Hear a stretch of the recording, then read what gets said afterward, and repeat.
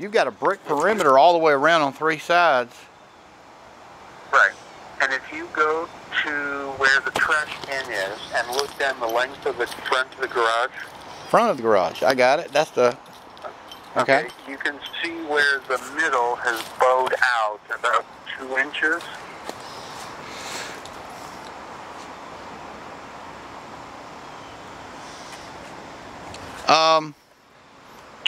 Yeah. I mean, I can tell you that I've seen 1,000 times worse. Okay. But, so well, let me tell you what I've been told, and then you can tell me if I've been led down the primrose path or not. We'll but see. Yeah. if you go on the inside of the house, of the garage, right, you will see that the rafters are not connected to the sill plate. Right. And so what I've been told is that the roof has splayed, and that we have to get some like giant come-alongs, pull the roof back together, and then hook the ceiling rafters to the roof rafters, or the ceiling joists to the roof rafters, to hold it all back together again. I'm going to agree with your other contractor that according to building code, what you would want to have is, number one, a 2x6 up there and not 24, 2x4s on 24-inch centers. But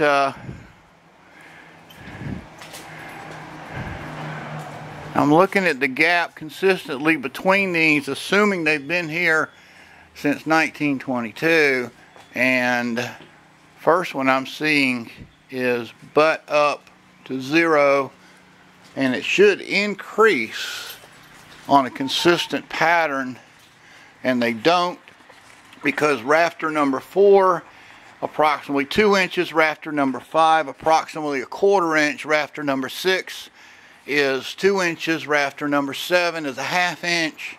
So that would indicate, but then you've got to check the converse side. I thought that the rafters were because some idiot had gone in there and cut them loose at some point, and had just cut them at different points. Nails have been pulled. I wish I could find a string. I've got a few discovery tools, but a couple things that I would like to have is yeah, we were looking around the perimeter of that building saying that brick doesn't bend, it'll crack. There's no cracks in it. The brick is in beautiful position. Right. But if you look at the front of the garage, you'll see that somebody's remodeled part of it. Yeah. And it's put in, newer wood. Yeah, so, yeah, I did. Yeah, your face. At one point, my sister's talking about just replacing that whole front end with a steel, so she's got a wider bay. The thing's too shallow to put a car in, unfortunately, so we can never close it up. But trying to drive between those posts is a pain in the ass. No question.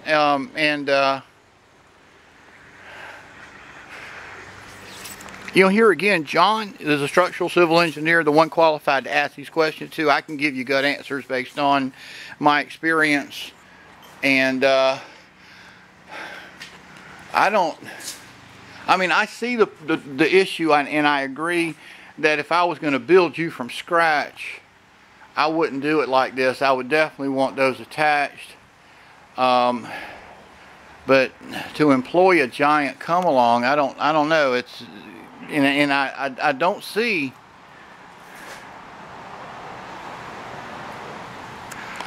I don't see an oh my God moment here, and to say that I might get something here to try to get some back pressure. On the other hand, you start pushing and pulling something that's old, you mess with the mechanics of it, it doesn't like it. And what I might be inclined to do for whatever, I mean, you know, we're going to be here working anyway, is to put up some appropriate 6x6s that fit tight on this span, and don't let it go any further. It would be my prescription. Here again, John is the best person to talk to, and you might can relay that Lee said maybe this for reasonable instead of applying pressure to this thing, which it is not going to like because it's not young. Okay, so let me, and I'm happy to talk to John about it. So let me tell you where I'm going with the garage. Sure. So, one way or the other, I'm going to redo the ceiling joists. So they go across and they mount on the wall headers. Okay. Got him. So that part's done right. Yeah. And then my long-term goal is that after you guys tell me what I need to do to get the thing right, okay, whether that involves pulling it together or just putting in some new 2x6s and redoing the ceiling joists. Sure. Then I'm going to put in like an attic stair. Yeah. And then I'm going to put in some 1x6 tongue and groove. Just build a floor up there, so I've got kind of like a little attic space up there. And then I'm obviously going to re-roof it because there's a couple of holes in the original plywood that's up there now. And then the other thing I'm looking at doing, like I mentioned, and I don't know that we'll ever get to this point, but taking out the post between bay 1 and 2 from the left, and then building a wall and enclosing bay 3. No, your plan is not nearly as bad as you would think in the terms of engineering. Here again, my question is, what's in the middle of bay 2, such that that we can have a loaded post on it that's running a 12-foot bay, and we may have to crack the concrete and get down, do something so that we can build on a solid foundation. So I know that you'll be fine, and but the headers you got are fine. We can support the load, and instead of having a header here that's running one bay of what's this 10 feet for bay 1 car 1 is, and you got plenty of space for a second header. You could put a 2x16 in there, double it up, run, and maybe cover both spans. Take this middle post out completely and bear on the third, so you have the first 2 bays wide open, close in the first one, bay 3 like you were suggesting. That, I don't think that would be too tough.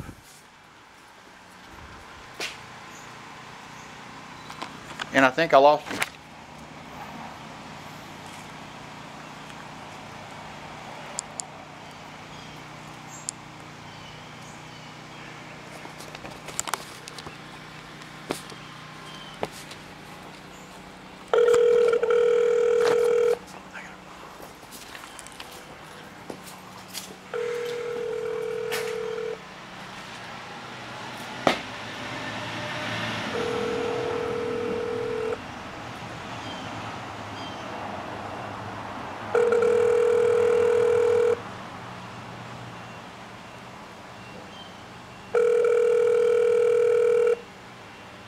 Hi, this is John. I'm sorry I've missed your call, but if you leave me a message with your phone number, I'll give you a call back as soon as I can.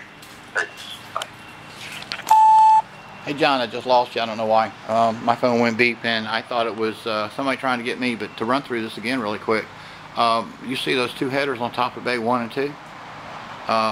We'll knock out the middle pier, and with all that ladder framing you've got, it gives you, what is it, 6 extra inches for a double whatever we need to cover that 20-foot span, which could very easily be, if we needed, an LVL. And maybe we don't need it because, you know, double 2x16 carries an awful lot of load. But you're talking about increasing that to live and static, which is the movement of people, the storage of stuff, and the 2x6 at 16 inch, getting a tongue and groove up here for a flooring system, and closing in the third bay. It's not going to be as bad a project as you think. I'm going to sit tight, try you again, but anyhow, you know, technology today sometimes fails us. But I don't know what we would have done without cell phones, and I've got a video we're going to run. I'm going to get you a copy, and I'll get John a copy too. Thanks. He disappeared. Huh? He went off. He disappeared. You can go ahead and lock that up. Okay. I know you want to go about your day, and next time look at everything. What is your name? I forgot. Huh? What is your name? Bob? Who? Bobby. Bob Poole. Okay. Okay. Thank you, Bob. I appreciate all the help. It's hard to find good help. You know that, don't you? Oh yeah, I know that. But I know. I've been heating and air conditioning for about 30 years. Really? And then my father-in-law had a grocery store in store of Goatwood. He died in '81, and I took that over, and then my wife. And, Hi, this is John. I'm sorry. I've already done that one time. I sold it last year, November the 16th. And February, I had lung cancer. Had to have an operation. Took part of my right lung out. That's the way it works, I guess. It does? I ain't had time to enjoy it. Nothing good. It's the worst thing you could ever do is retire. You could retire is the worst thing you could ever do to yourself. Oh yeah, right. Yeah. So my business kind of slacked off with the economy and everything. yeah. Sure. My wife died Uh-oh. last year, 5th of July. So I'm sorry. It's hard loss. I just lost interest in it, and Yeah, sure. I got out. Yeah. I'm gonna run a quick video of this kind of thing.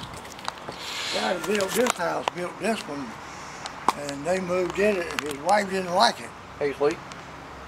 Hey. So she moved back. I'm sorry, my phone died, so I got the other one out. Called you back. No, I appreciate that, and I've